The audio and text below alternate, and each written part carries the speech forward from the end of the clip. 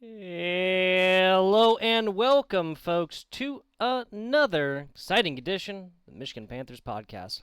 A couple more of those for the people, and you best watch out because... You're in the jungle now, baby. You are in the jungle now, baby. I am your host, FBI Tugboat. You ever made out with a tugboat? Let's get into it. Before we do, 30 seconds of some personal stuff. I know what you're thinking. Why is FBI Tugboat wearing a hat, glasses, and really looking like Dr. Disrespect Jr., Dr. Disrespect Light, Kmart Dr. Disrespect? Well, that is not actually my intention at all. What is going on with this thing? There we go.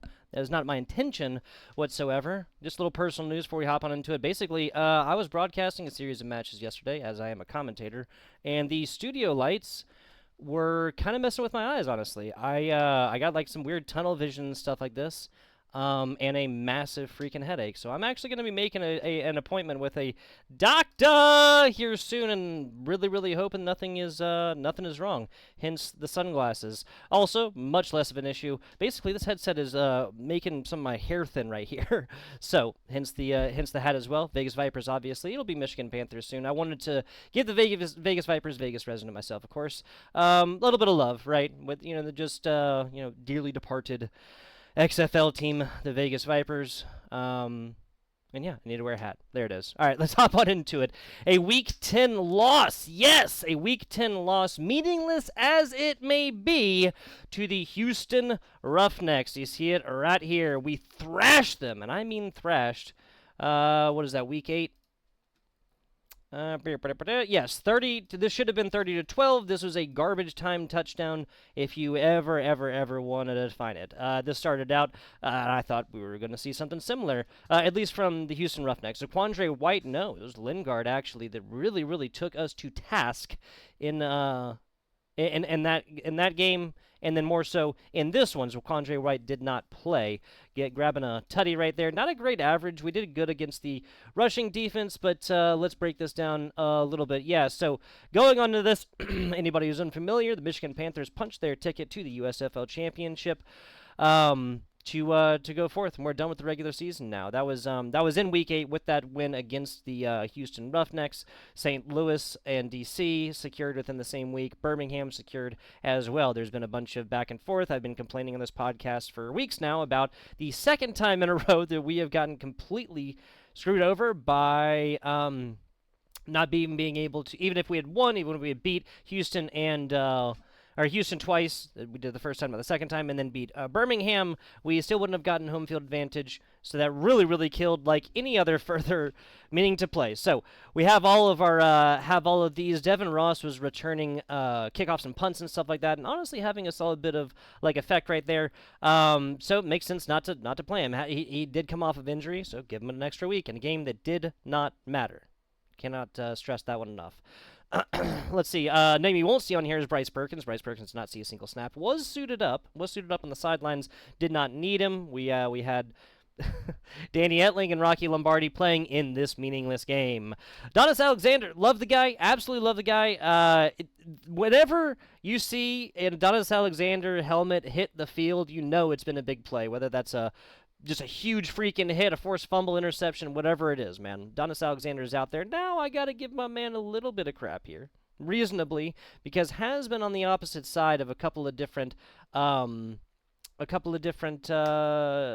penalties, right? Unnecessary penalties. There was actually, and I believe, unless I'm wrong, there was a, who was that? No, that was Sayusi Mariner who, like, basically fought the guy. I mean, like, the Houston player literally, like, reached out, slapped him. Guy turns to the sideline at the ref and was like, yo, like, what's going on? No flag? All right. And then just goes at it. Like, all right, like, you gotta buck up. You know what I'm saying? You can't just be going so quietly into the night. Again, in a completely meaningless game, I'm 100% here for it. Toatawa also sitting out. Now, Kenny Willekes, I believe, was actually injured. It would make sense, and Mike Nolan has been a little bit wonky here and back about who's injured, who's not playing, as if like he needs an excuse to not play people. Not 100% sure. Cole Cabral, we'll talk about him in a little bit more, because, again, I believe Kenny Willekes was coming off of injury. Keith Russell has not seen a whole lot of playtime this year, I believe, but Cole Hikotini did not play in this, which allowed Gunnar Oaks to go out and thrive. Gunnar Oaks, another name we'll talk about here in just a second. Coming into this game, you got to realize that our defense was injured. It was super, super injured. I've actually talked to a couple people since then, and I'm not pointing any fingers. Definitely not saying I have any definitive information on this, but it is a little concerning, right? It could be completely up to just chance, random numbers. It could be, yes, it could be Mike Nolan sitting behind the scenes pulling his strings, and like forcing injuries or something like that. I don't think that's what it is, right? No, but it needs to be examined why so many players on this Michigan Panthers team get injured towards the end of the season. Now, is this kind of like the good side? Like, oh, they're willing to go harder, to go that much harder, give that extra percentage, right, for Mike Nolan because they love him? Or is there kind of like an issue perhaps with, yes, shorter training camps don't allow like a whole lot of like sussing out and developmental stuff. It's more so like show me what you got, not so much like me developing what you have for a position, right? And we think we only had 2 weeks or something like this. If there was one thing I would change next season, that I believe is like a relatively easy change, it would be longer training camps, 100%. I feel like there was a lot of talent that was just straight up ignored for the classic reason, like, oh, they earned their position in training camp. Well, training camp's like 10 days long, right? I've had relationships shorter than that, right? That I thought were going to be the end-all, be-all, you know what I'm saying? To right off into the sunset. We need to have a little bit longer training camps, 100%. And we'll talk about that, especially in the off-season as well, and especially after the next game, and hopefully the next 2 games, right? Excuse me. So, it's announced Danny Etling is starting in this absolutely meaningless game, and he did next to nothing. 41% completions, an interception, no tutty, and rating of 26.4, which I think might actually be the lowest we've had a Michigan Panthers quarterback be this season. Danny Etling, I'm almost glad that it's a meaningless game, so I'm almost glad this happened. Mike Nolan now has no reason whatsoever to play Danny Etling, Rocky Lombardi, anybody named Bryce Perkins to ever take the field outside of spiking the ball, outside of Bryce Perkins, losing his helmet on a play, so he's going to come out for a single play, get evaluated, blah, blah, blah. Outside of, with normal circumstances, I feel like this game solidified that there is zero F-wording reason, ace. F-wording reason, ace. Can't swear on these. We can swear on the gambling one, can't swear on these. No F-wording reason why Bryce Perkins should not play every single regular snap, period, end of story. That's it. Okay? Enough jokes about, Danny Etling having Mike Nolan's family tied up in his basement, and that's why he gets to play. No more. Please, for the love of God, no more. Rocky Lombardi looked really, really nimble on the ground. Obviously, you see, he completed more right here, had a better completion, and of course a better rating because of it. No tutty for him, 9 less yards on a few more attempts, and of course that interception. For what it's worth, this one was kind of tipped, but whatever. We're still crediting quarterbacks with interceptions that wide receivers tip. Whatever. Going through here, honestly, I'm not going to lie, outside of Rocky Lombardi and other stuff on the ground, Nate McCreary specifically, if this is a 5.7 average on 4 attempts, something like this, and you just bust one off long, then okay, that doesn't really mean that much to me because the sample size is smaller. Double digits, long of 11. So so what? You take this out, you take 11 attempts. Excuse me. This goes to 57 yards. You're still pretty much the same. This one goes down to 5.3, maybe 5.2. You're still above 5, which is fantastic. It's great to know that Nate McCreary will be able to complement Toa Taua because I do believe that he will be getting the starting role. Excuse me. A little bit of water.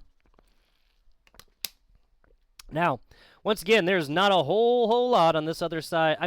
We completed 13 actual attempts, right? Jalen Moore got a lot of attention. Jalen Windermere, the other tight end, got a lot of attention right here. Xavier Malone took in the longest of these. Matthew Colburn, a bunch of these like short dump passes right here. But what I need to talk about is the man that I do feel up until this game would have been stiffed. He wasn't on the all UFL squad. 4 targets, 0 catches. Now, one of these was the result of a penalty, I believe, and they've been counting these really, really weird on the UFL site. Whatever. Excuse me. But still, that does not inspire confidence for Sayosi Manor, the UFL leading yardage, not receptions, not receiving touchdowns, but leading yardage for receiving in the UFL. Now, you take a look on the other side. There is like a couple really, really solid things to be seen, right? Kiki Chisholm held to 50% here. I mean, 4 on 40 is pretty standard. Kiki Chisholm is a very, very good player. You cannot argue with that whatsoever. Now, Justin Hall. Given that there was 4 for 22, right?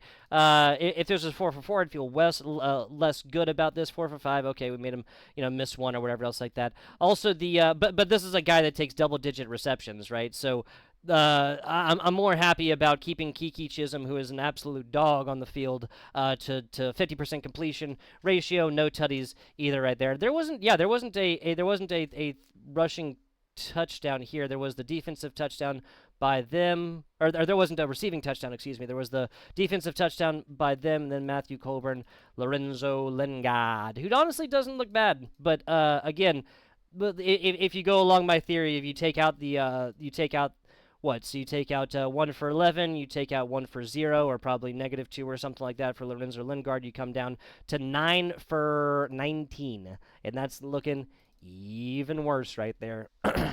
Kirk Merritt kept to very, very low numbers as well. Jalen McKillendon looked pretty good, 54% right here. No INT, no TD. That will be the end of their season, regardless. Like I said, I didn't really like how Sayusi Mariner didn't really get. Got targeted, but plenty didn't catch nerfing. Now, taking a look at the defense right here, Kedrick Whitehead, talk about him in a little bit more. Noah Dawkins doing fantastic stuff. All 6 tackles are solo. Are you kidding me? Now, a man named Breland Speaks, we'd all kind of expect to maybe see a little bit more. Again, coming off of injury, probably want to keep him reserved, not have him play every single defensive snap. That just makes sense, especially given, unless I'm wrong, there was a pretty large different. Oh no, not a pretty big difference time of possession. They did have. Oh, no, and had 1 less play, so really not that big a difference. We don't have much of an excuse for this other than, resting at least 5 starters, right? Whether through preference or through injury, resting the starters, that is.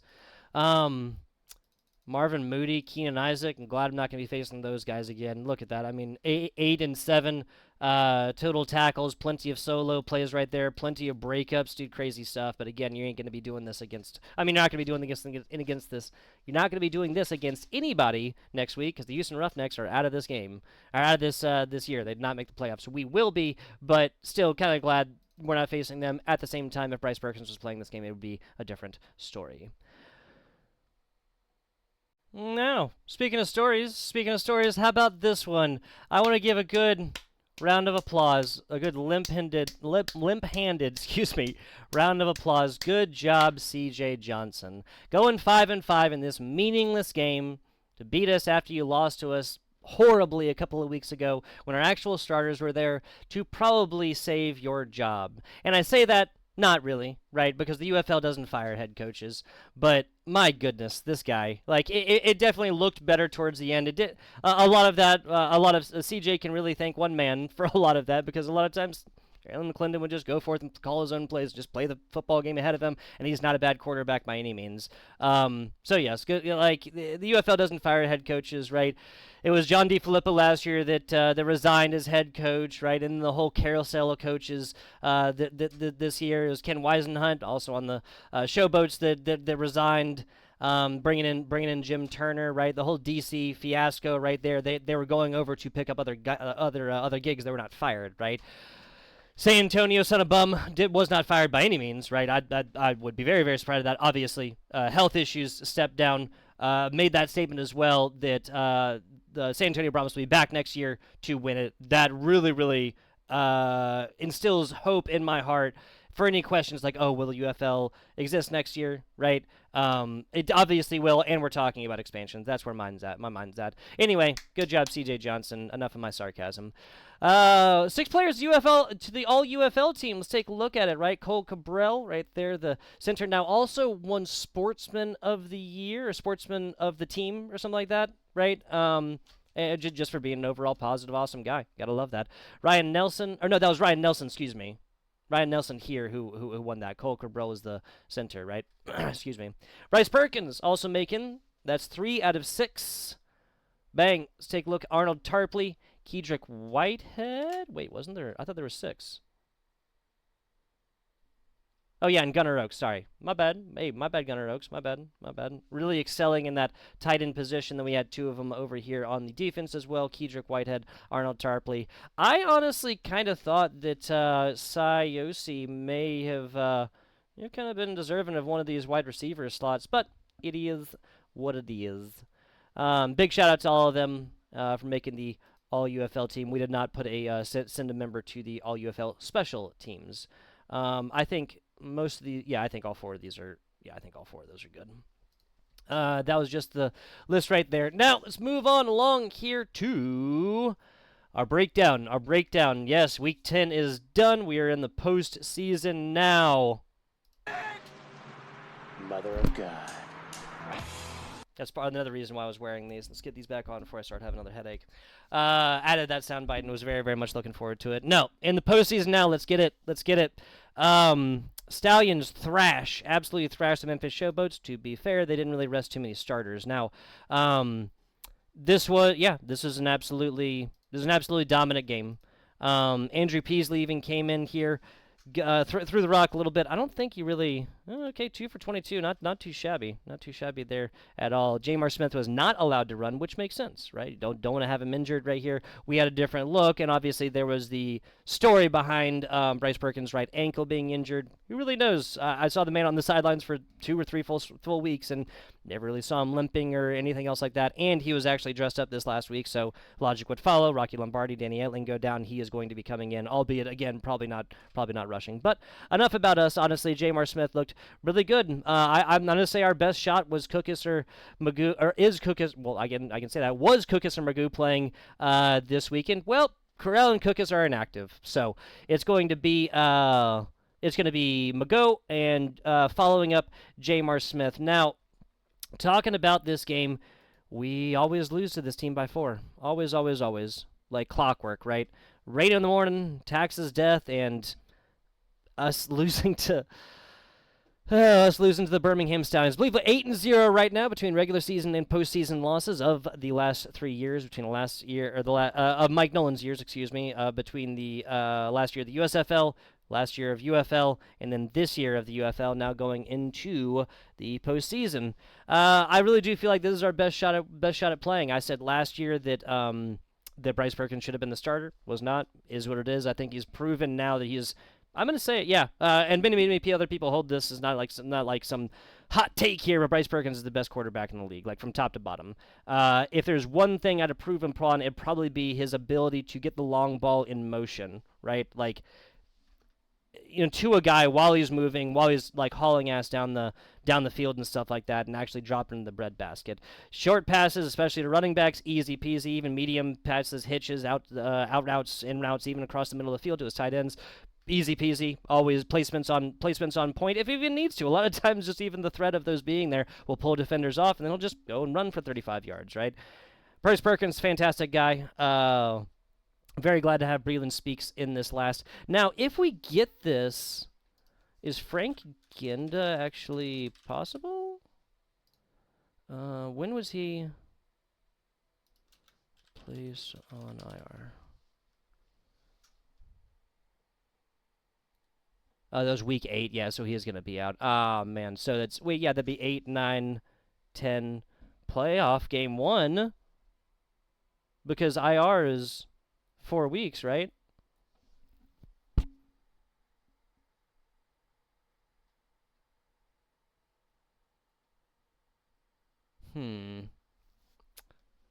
Okay, well, obviously, I'm anticipating this if he,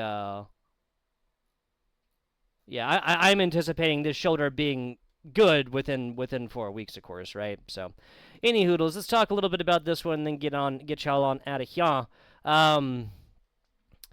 I'd absolutely love to see a great low-scoring game, like 35 total points, something like this, in this matchup. A defensive game that is contested through the air, but ultimately won on the ground, right? Jamar Smith versus Bryce Perkins, C.J. Marable and Ricky Person Jr. against Toa Nate McCreary. These are matchups I think we can win. The Birmingham Stallions defensive line has not been as good, as completely shut down lights out, as it has been in the past. Our offensive line, that was always our problem last year, has been better. This is our best opportunity to beat this team finally, freaking finally, man. Now, I'd love to see Michigan and DC or Michigan and St. Louis in the chip. I would have to say I think that we'd have a better shot at beating DC. I'm not just saying that because we absolutely thrashed them early this year. St. Louis, we technically lost, sure, but is it really a loss when you pull your best player, Bryce Perkins, allow another quarterback to come in who does nothing, who rushes for nothing, rushes for a loss, throws for 3 yards, and then throws a pick that turns into 6 points? They end up winning, of course, by I think 6 points, and they even got the 6 and 1 on the points off of interception, right? And then I believe he still gets to play in the third quarter, like a little bit. Didn't quite shoot us straight directly in the foot. And your head coach and Anthony Beck says, "I'm really like literally, basically word for word here. The emphasis, like what he means is what I'm saying here. I'm really glad that Bryce Perkins didn't play the rest of that game. It is what it is, man. It is what it is. Maybe Mike Nolan's just way smarter than me and everybody else. I don't know. Beyond all of that, I do believe St. Louis has gotten a little bit better, whereas DC might have gotten like a little bit better, but still is kind of the same DC squad. They don't have a fantastic defense. Their running game is more so utilized just for pickup, third and shorts, red zone stuff, and then obviously to run the clock out. They rely on Jordan Teamo airing the ball out 50 freaking times a game to connect for 30 of those. He hasn't been throwing as many interceptions recently, and Chris Rowland, Braylon Moore, what's the other guy's name? Chris Rowland, Braylon Moore. TJ was injured earlier this year, so he's not in. And there's a fourth one. I'm sorry. If anybody ever watches this or you're the receiver that I'm talking about, who y'all know who I'm talking about. I don't feel like looking it up right now. They have a fantastic running back core. Abram Smith is a little bit. I mean, he's just not as good as we thought he was going to be in the past, right? I think the numbers show that. You also watch him. If you watched him in the past and you watch him now, is just not. Just really not the same. Time takes a toll on us all. Deion Jackson, though, that is a threat we'd have to shut down. But again, we are better against the rushing defense than we are against the passing defense, it seems, and that's where DC and Jordan Teamo would thrive. That game was won because of shut down defensive play because DC is a little bit one-dimensional, right? We lost, and another reason why we lost to St. Louis is because Akeem Butler caught 2 70-yard touchdowns, 60-yard touchdowns. One of them, I'd hate to keep going back to this, but it's like, oh, well, Danny Etling just, even if Bryce Perkins just comes in and it's a 3 and out or whatever else like that on that, it's not an interception. It's probably farther down the field, and they don't get really, really good field position from it. Also, Akeem Butler catches like a 45-yard one, which I believe it was either Miller or Tarpley. I can't exactly remember, but as they're like turning around, they just lose their footing, and that's just bad luck. Honestly, that can happen to anybody. Anyway, I really, really, really want to beat this team. I really, really, really want to beat this team, but got to beat this one to get on into the UFL championship. But that much we know. Yeah. So gambling episode coming a little bit later. I'll also be going through and adding player props up to that one on Friday. So the gambling episode will be recorded today, and then player props will come Friday because I haven't been posting them. Anyway, I'm FBI Tugboat. Go ahead, follow myself, follow the United Football Media Group, of which we got here. We have Defending Football. We got Tell Me About It, which is more of like a general UFL talk show. We got the Brahmas Bullpen over there with Josh. I got to go to a Brahmas game over there. It was a fantastic time. Now, again, Tell Me About It. That is Tay, that is True, that is Arik over there. They also do in the DC show as well. Defending Football, a little bit of short-form content. Gotta love it. As well as, of course, the Captain's Log. Yes, so Captain My Captain over there with Brandon. We have our Roughnecks rundown there with our fearless leader Ace. Yes, of course, the Michigan Panthers podcast, and of course, the Panthers Picks podcast. This is the gambling episode if you're so inclined. Thank you guys for watching. As for me, I'll catch you on the flip side.